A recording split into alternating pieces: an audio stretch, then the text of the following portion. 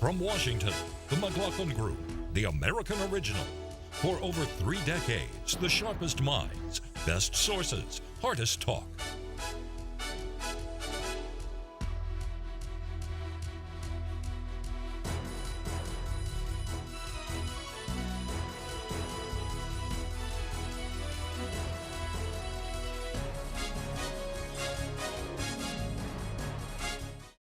This is the first time in 34 years that our distinguished leader, Dr. McLaughlin, is not in his chair, and we miss him, but let's get on with the show. Issue 1.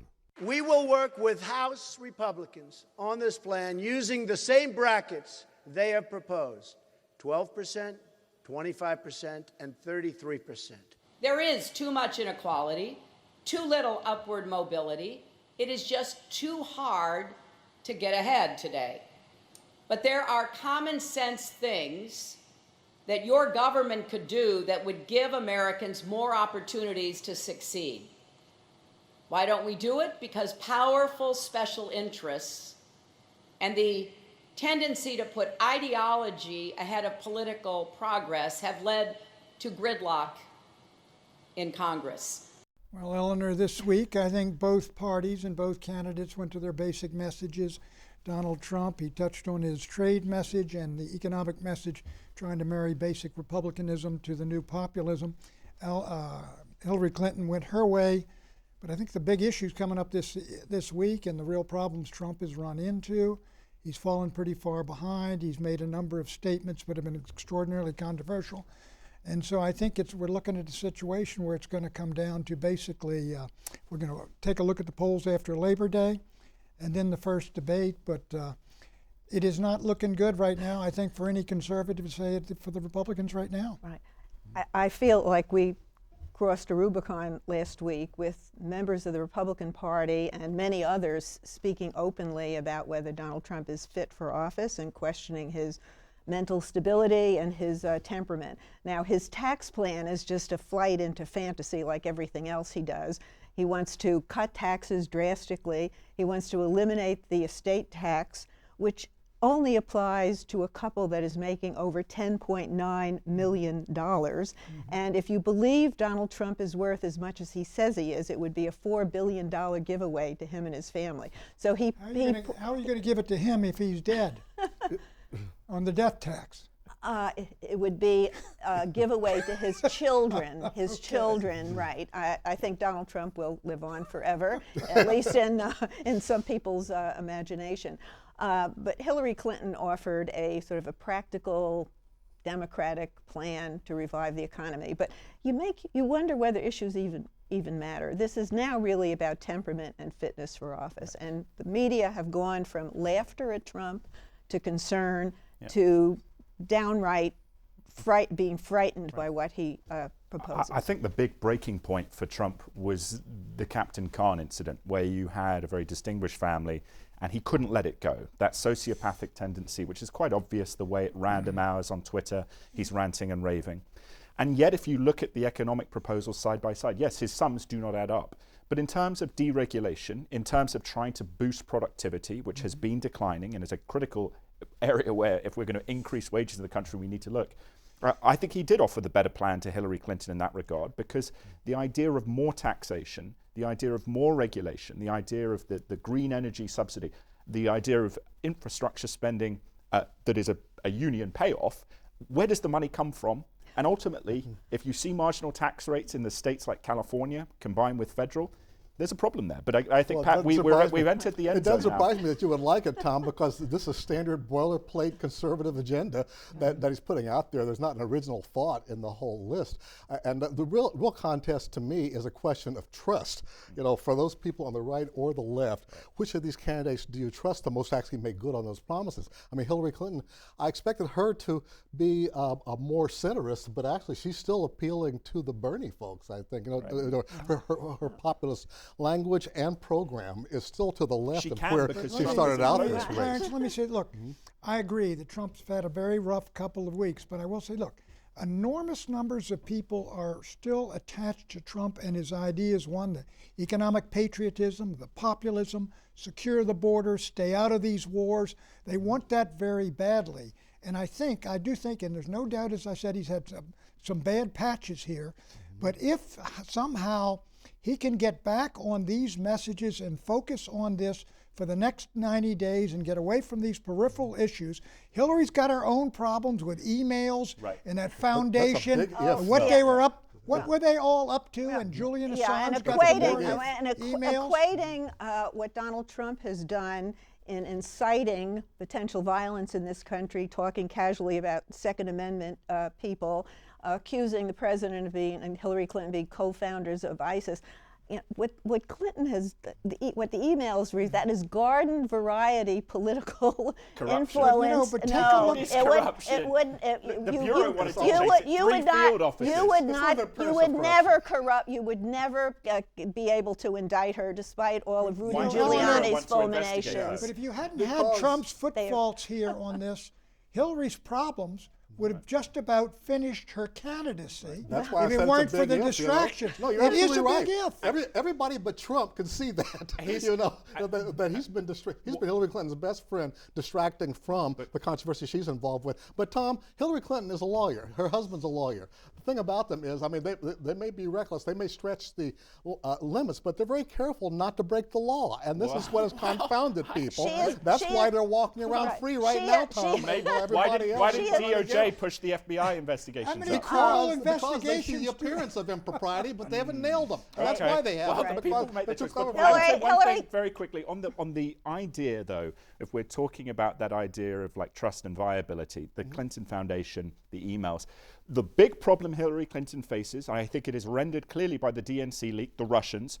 If they do have stuff, they are interfering. They do want Trump to win. But if they do have emails indicating political corruption from 2009-10, they will release, and that could destroy her. Well, let's see what they are. This is a woman who has been in public life for 35 years, and I think she has a record that can stand up. And yes, she's had more laugh FBI if you will.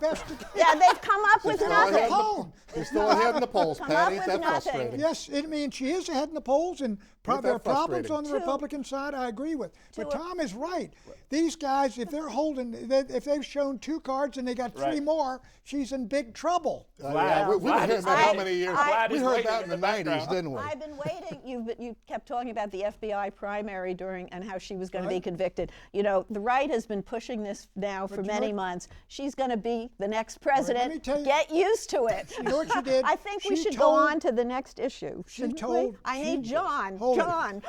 She told the FBI the truth, and she did not tell the American people the truth. That's why there's a conflict. It's a conflict for you, but not a whole lot of other people. But one of the key questions here, and I think I do bring it up a lot because of my representation of a certain age demographic on the panel, is the idea of entitlement reform. You know, we haven't seen serious engagement on that from either candidate, and I do think that's a tragedy. It's a tragedy, and it's an absence of political responsibility. Excuse me, you praised the Trump budget. He pays for nothing. I said his sums He gives away additional deductions, says he might cancel some, doesn't tell us who. Anybody who's looked at his proposal said it would add trillions to the deficit. It is completely fanciful. Tom, I don't know if you've been in a political campaign, but if somebody got out today and say, here's how I'm going to cut Social Security, Medicare, and Medicaid, it really is bye-bye. You're absolutely right. This is where I agree with the Trump people that they got the right issues. Trump is not the right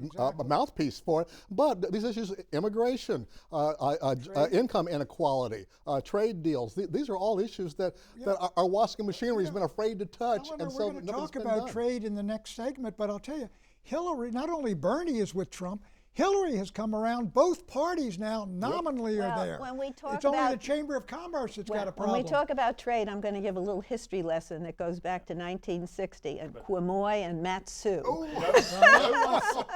But here's the thing: we cannot push the entitlement issue aside because it speaks to a patriotic notion of the future. We are going bankrupt. Interest rates will skyrocket. Poor people will unable to get liquidity. And all we're talking about here. Let me finish. What we're talking about here is young people my age having to, get benefits at a later date. You guys are set, all right? Because politically, Wait a yes, it minute. can't be No, done. you're gonna get your benefits. Future generations. Ronald Reagan Number and- one, all we got to do is to lift the caps. I mean, why do we have the income cap on Well, that's a our marginal tax deductions? increase of But 6 or that's- 7%. That's one way to get a lot at of least a couple of taxes. more When decades on Social When Security. Reagan solved the problem with Congress, you do that after the election, Tom. Right, but we're not talking about it, are we? No, and, No, we, we and, shouldn't and, we, and we shouldn't be, right? And President Obama You're talked talking about it in about- 2008 and didn't do You're anything. talking about it, you're making up for Every the president's deficiency. talked about it. Every administration's talked about it. They haven't done anything.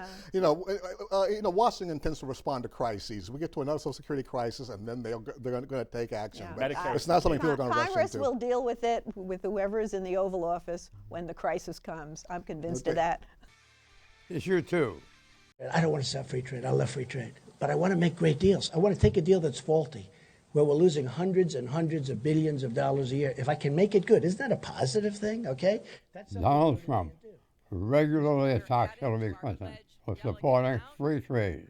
And United Auto Workers President Dennis Williams says that Mrs. Clinton has assured him she would renegotiate NAFTA if elected president. But Bernie Sanders is also pushing hard against the proposed Trans-Pacific Partnership trade deal. Here's what Senator Sanders said at the Democratic Convention. We have got to make sure that TPP does not get to the floor of the Congress in the lame duck session. Note this, in a January study for the National Bureau of Economic Research, economists reported that China-specific trade has had a major impact on manufacturing-related unemployment. Still, others say that when the supply chains of major U.S. corporations are considered, unemployment rates from free trade are far lower, and they say free trade saves American families billions of dollars each year. Well, in a minute, Pat and I are going to go to war on this issue, but in deference to Clarence's introduction, Patrick? Well, there's no doubt about it. We've lost scores of thousands of factories and millions of manufacturing jobs since the turn of the century, and there's no doubt about it that's directly related to $12 trillion in trade deficits, $4 trillion with China, which means we're buying that many more goods than we're selling abroad. But politically, the key thing is that not only Bernie Sanders, who voted against those trade deals, and Trump, who's winning and running against those trade deals, Hillary Rodham Clinton says she will not go for TPP and she'll take another look at NAFTA. Now, this is a huge thing, though. I do believe this is a fact. TPP is dead for this year. I don't believe the Republicans can take it up with Barack Obama, even though the Chamber of Commerce and others will do it. But where we're headed on this is really contingent upon who wins the election. I think in her heart, Hillary Rodham Clinton is a globalist, a free trader, just like her husband was when he passed NAFTA and GATT, WTO, MFN for China. Well, I have an historical memory, and I remember 2008 when both Barack Obama and Hillary Clinton said that they were going to reopen NAFTA. It was actually a bit of an issue during the campaign when Obama's trade advisor actually talked to the Canadians and promised them that, and it was leaked. Obama got in the White House. We never heard one more word about going back into NAFTA. And then you go back further, 1960, you're familiar with that, Pat, the two islands that Nixon and Kennedy argued over, Quemoy and Matzo. It was this huge issue during the campaign, two little islands, I think, in the Philippines. They were never heard from again. I think they'll find they need to improve the TPP, but you maybe you get a little fix in there, and I think it can be passed, if not in the lame duck, in the next under the next president, because it does set the rules, and there are 12 nations involved. This is not just the U.S. debating, and you hand the rule book over to China if you just opt out. And China's not part of the deal. This is a geopolitical strategy, our rivalry against China. This is much more than trade policy. The trade policy needs to be made better for workers. I do think, though, in terms of my support for free trade comes down on the notion that I genuinely believe, and I respect other people disagree, that free trade saves American families thousands of dollars a year because it allows, for example, a T-shirt to be made abroad at lower cost than it would be made here. And so that saves families money. Yet that National Economic Bureau report that came out earlier this year, I think produced a moment of intellectual pause or challenge to people like myself, in the sense of identifying the authors pro-TPP, but they identified the degree to which the destruction, relatively, of American manufacturing from China was not, we didn't pay enough. It was much worse in terms of the NAFTA impact than we thought. That doesn't mean the free trade deal was wrong, but it means we be more cognizant of it. And then the second point is, I think in terms of the political dynamics now, I do think it has shifted. I don't think TPP can get through. And ultimately, what's going to happen, you see this from left and right, the idea of globalism, the idea of, as much as Eleanor and I and perhaps Clarence, would support TPP, the political dimensions, both from the left and the right, have shifted quite systemically. I would say even more so than immigration and Trump. Yeah, I think they've shifted because people are aware of it now. I mean, globalization is not a new term, and it's not a new issue, but most folks weren't paying much attention to it before. Now they're starting to question, maybe that's why my factory closed down. Maybe that's why my town isn't the way it used to be. So there's a lot of emotional attachment to this now, and I think everybody needs to be better informed about it. But, China is the big kahuna in the Pacific. Our neighbors want TPP desperately because they're worried about China becoming even more powerful and everything getting even more lopsided. So there's still a lot of work to be done about the mechanics of this. You mentioned the intellectual argument, and you mentioned the T-shirts. I was down at Rain, Louisiana, when they closed the T-shirt factory, and there are 500 women out there in tears. Their families were broke. Many of these families are broken up. They lose their jobs. They go on unemployment. Towns die. All these things that you don't read about in Eco 101. This is what has happened to the country. And politically, you have a country which has had it with having all these jobs and factories sent abroad based on some great ideology that you folks are preaching and the rest of it. I think if the Republican and Democratic Party get together and pass another one of these trade bills, and it has this kinds of consequences, you are going to tear American politics apart. Yeah, the trade deals are a convenient scapegoat for a lot of other reasons why those jobs don't exist anymore. What we need is some imaginative policies to help the people who've been left behind. You're not going to revive all of those towns by bringing back factories that make T-shirts. We're into a high-tech manufacturing. Again, Hillary Clinton does have some proposals. It is so simple to do. Let me give you a quick suggestion. Put a 20% tariff on all manufactured goods coming into the United States. Take all the money and eliminate taxes on small business in the United States. Maybe a Lexus will go from $50,000 to $60,000. They'll buy more Cadillacs. The Japanese will bring. And what about those? But here's the thing. This is very important. This is very important. This is so important. It's not about the Lexus. It's about the T-shirt in Walmart for the poorer family, and they are going to get screwed, I would say, by that trade policy. What do you think's happened to all those? But you're talking about jobs. What about the economic patriotism of families paying a lot more? How about 93 million people dropped out of the labor force? How about if every family in America is paying thousands of dollars more, you'd accept that cost? How do you think we used to make T-shirts here? Fine. 1950s, we made them all ourselves.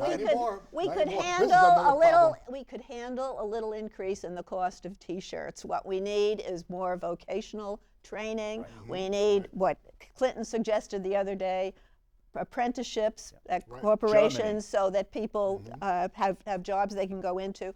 You need to have college tuition affordable.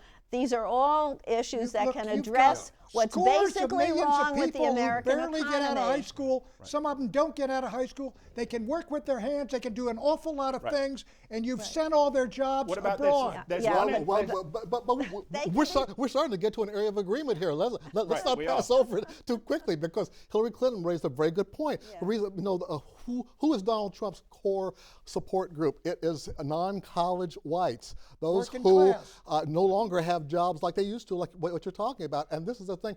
She got a lot of applause the other day when she said we need to have some alternative to college for young people. And all of them don't belong in college. Would everyone agree on this if we had a program in American high schools that was some federal grant where you were taught electrician, plumbing, you could an elective, right? But those jobs are not going to go those jobs are not going overseas because the technology. You still need a plumber to do it. You still need all of us could embrace that. You still need some basic technology, and so I do think there's a responsibility by government to better educate our Reform. citizens for the jobs that are actually there. You had in the 30s Instead and of the 50s, dreaming you about had bringing nobody, back factory very jobs few that people don't not exist. went to college in those days, but all kinds of guys left high school, you found out they're married, had kids, small houses by the time they're 30. You know, we got the But internet. people make We got computers a lot too. of stuff is new. People make computers and they're computers are made components. in a number of countries at the same time. This is the other side of trade, Pat. You know, while on the one hand, yes, we've had Put a losers small in trade. tariff on We've had a lot of computers winners in coming trade too, and you're going to cut disrupt them taxes as on well. computers made in the United States. Well, you're going to disrupt those jobs as well if In you're the going to 19th raise tariffs. century, nobody went to college, and we had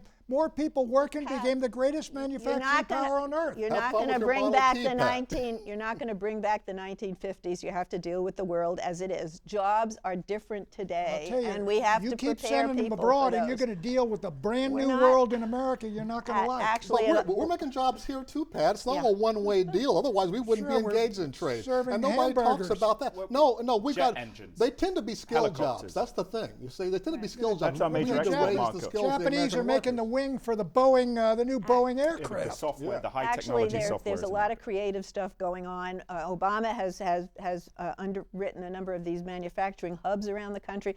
The media never covers this stuff, however. We only cover the problems. Okay, let's go to another issue. Issue 3. Credo che non è giusto identificare l'Islam con la violenza. Questo non è giusto e non è vero. Pope Francis has made big news for 3 different reasons. First, the Pontiff suggested that the pursuit of great wealth is, quote, unquote, basic terrorism against all of humanity. Next, the Pope defended Islam against critics who say it faces a problem with violent extremism. His comments here follow the recent murder of an 86-year-old Catholic priest in northern France by ISIS sympathizers. Still, all faiths suffer from fundamentalists, says the Pope, arguing, quote, if I speak of Islamic violence, I must speak of Catholic violence, unquote. Finally, the Bishop of Rome established a commission to consider whether women should be eligible to become deacons or ministers ranking below priests in the Catholic hierarchy. Well, I think if you're talking about Pope Francis and his talk about wealth and excessive greed for wealth, there's no question about it. It's a real problem, but I would not equate that with terrorism. Secondly, Christian terrorism, there might have been some recently that existed in Northern Ireland, but to compare that with what's going on in the Middle East and all the countries around the Islamic world and ISIS and Al-Qaeda, it seems to me is politically preposterous. The Holy Father is basically I think is a very liberal Catholic and who's unenthusiastic about traditional Catholicism in a lot of ways. And I think while there's a lot of people applauding him for his emphasis on poverty and the rest of it, I think in terms of theology, I don't think he's been very helpful in terms of church unity. Well, I look at him as a 21st century leader who is trying to move a conservative global institution into modern times, especially, recognizing the downside of capitalism, just as it's been recognized the downside in our political campaign here, because a lot of people get left behind.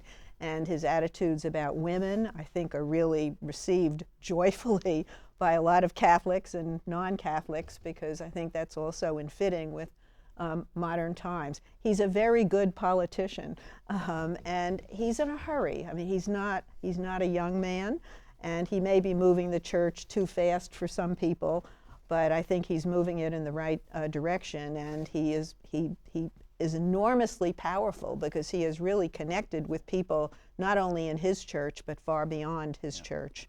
I think the problem with the Pope, most certainly for me, is that when he complains about the excesses of capitalism, and to some degree he is right about that inherently, he is very delusional, I think, based on the lesson of history as to the horrors in a comparative sense of socialism, of communism, of the Latin American style socialist project that he seems to subscribe to. It hasn't done anything positive for the world. Capitalism with government spending in some way has been the cause of mobility, opportunity. And on that point with terrorism, Islam, the vast majority, and it must be said, and especially in the United States it must be said, the vast majority of American Muslims are good patriots, the vast majority of Muslims are peaceful people. But there is a specific political rot in Islam which explains why you have so many more atrocities committed by people in the name of Islam than Christianity. I think he's trying to say, he's trying to say that, and the Christian church has had those problems in the past. Other religions have had those problems, and we need to separate the politics from true religion. There is a problem with having violent politics taking over one's religion, and the Catholic Church is trying to fight back on that, but also deal with diversity here on the planet.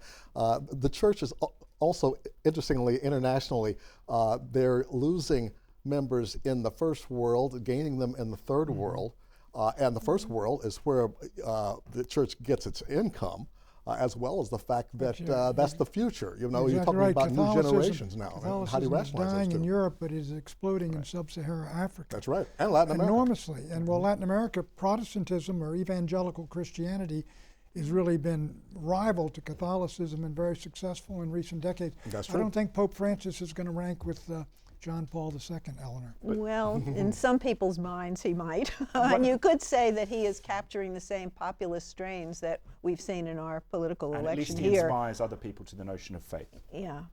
And we always use a little bit more of that. Okay, let's shoot for some predictions. Pat? There's been a skirmish on the Ukrainian-Crimean border. Several Russians inside Crimea were killed. Putin says that Ukraine is coming in to destroy its tourist industry. These guys had sabotage equipment, looked like they were, starting terrorist acts. There could be real problems on that border between Ukraine and Crimea, and problems between Russia and Ukraine. The hemorrhaging of support for Donald Trump among elected Republican officials will continue. Senator Susan Collins was the headliner this past week.